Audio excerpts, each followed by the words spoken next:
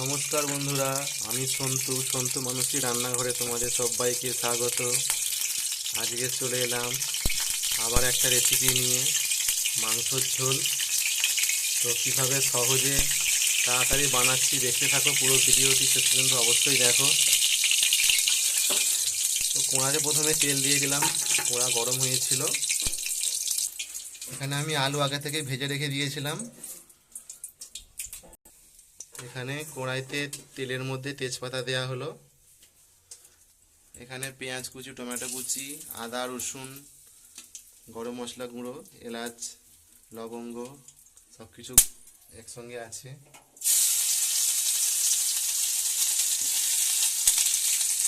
তো এলাচ লবঙ্গ এগুলো দারচিনি থেতো করে দেওয়া ছিল, সেগুলো দেওয়া হলো। তারপরে পেঁয়াজ দেওয়া হলো। তো পেঁয়াজটা একটু ভাজা হোক। তো দেখো বন্ধুরা, পেঁয়াজটা হালকা ভাজা হয়ে গেছে। এবার রসুন কুচিটা দেওয়া হবে, রসুন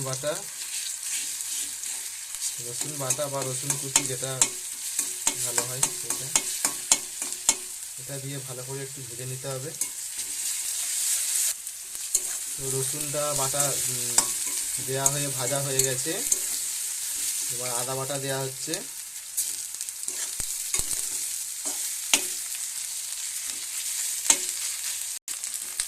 আদা রসুনটা ভাজা হয়ে গেছে। এবার টমেটো কুচিগুলো দেওয়া হচ্ছে। টমেটো কুচিগুলো দিয়ে ভালো করে নেড়ে নেব। এবার স্বাদ মতো লবণ দেওয়া হচ্ছে, টমেটোটা ভালো করে গলে যাবে।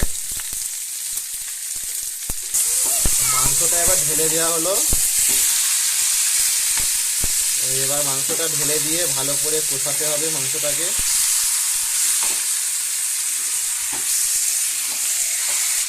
দেখো বন্ধুরা, এতে হলুদ গুঁড়ো দেওয়া হচ্ছে। এবার লঙ্কার গুঁড়ো দেওয়া হবে, লঙ্কার গুঁড়ো স্বাদ মতো। এবার কাশ্মীরি লঙ্কা গুঁড়ো দেওয়া হলো একটু কালার আসার জন্যে। এটা দিয়ে ভালো করে নাড়তে হবে। দেখো বন্ধুরা, মাংসটা কষা হচ্ছে, ঢাকা দেওয়া ছিল, ঢাকা দিয়ে আবার উল্টে নেড়ে ভালো করে কষানো হচ্ছে। দেখো বন্ধুরা, কি সুন্দর দেখতে লাগছে কালারটা। কোনো কষানো হচ্ছে, দেখেই তো আমার খুব খেতে ইচ্ছে করছে। জিভে জল চলে এসছে দেখে। একটু অল্প জল দিয়ে কষাচ্ছি বন্ধুরা। দেখো যে কষতে কষতে এমনি তেল ছেড়ে দেয়, তারপরে একটু হালকা জল দিয়ে একটু ভালো করে কষাচ্ছি। দেখো বন্ধুরা, হয়ে গেছে। তো এটাকে নামিয়ে নিচ্ছি। ভিডিওটি শেষ পর্যন্ত দেখার জন্য অসংখ্য ধন্যবাদ। আমি নামিয়ে তোমাদের দেখাচ্ছি। তো দেখো বন্ধুরা, এটা আমি একটা বাটিতে ঢেলে নিয়েছি।